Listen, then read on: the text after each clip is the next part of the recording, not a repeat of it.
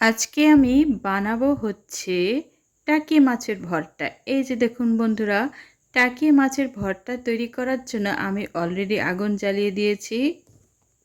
এখানে আছে নদী মাছের চচ্চড়িটা, ঢাকনাটা দিয়ে দিলাম। এই যে ঢাকনাটা দেখতে পাচ্ছেন, ঢাকনাটা কিন্তু আমার খুবই প্রিয়। গরমকালে ব্যবহারের জন্য এই ঢাকনাটা খুবই ভালো, এতটাই ভালো যে আমার প্রিয় বলে কথা। আর এই দিকে হচ্ছে আমার অলরেডি গরম গরম ভাত রেডি হয়ে গেছে। আর গরম ভাত তো রেডি হলো, এখন দেখা যাক আমার ভরটা কতটুকু এগিয়েছে। নুন তো দিয়ে নিই, আগুন জ্বলছে। এখানে দিয়েছি আমি কাঁচা পেঁয়াজ, কাঁচা লঙ্কা, আরও টাকি মাছ। বাচ্চাদের জগতে বাচ্চারা অনেক অনেক আনন্দ করছে। এই যে দেখো, একজনে পাটির নিচে ঢুকে পড়েছে লুকিয়ে, আরেকজন তো খুঁজে বেড়াচ্ছে কোথায় গেল কোথায় গেল বড় আপনি, দিদি ভাই।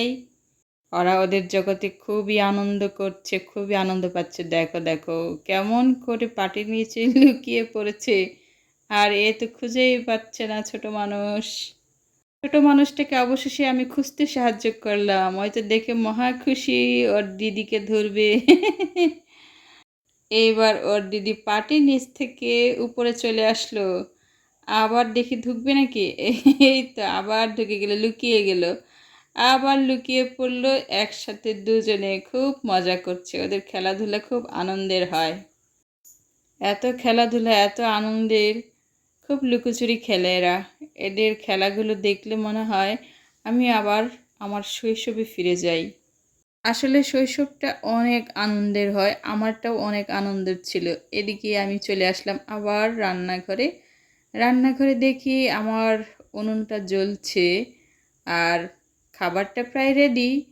এখন সব কিছু পরিষ্কার করে আমি আমার রেডি করে নিয়েছি, ভর্তাটুকু করে নেব। সব কিছু দিলাম, রেডি করলাম ধুয়ে ধুয়ে, তারপর চটকে চটকে নিচ্ছি। লবণ দিয়েছি, সরিষার তেল দিয়েছি, আর বাকিটুকু বলেই দিয়েছি কি কি ছিল।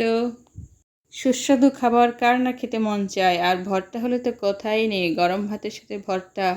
আসলে আমার আরও কিছু রান্না আছে যেগুলোর সাথে আমি ভর্তাটা অ্যাড করব, তাহলে আমার খাবারটা হবে মুখরোচক। আমি এক প্রকার খাদক, খেতে পারি প্রচুর।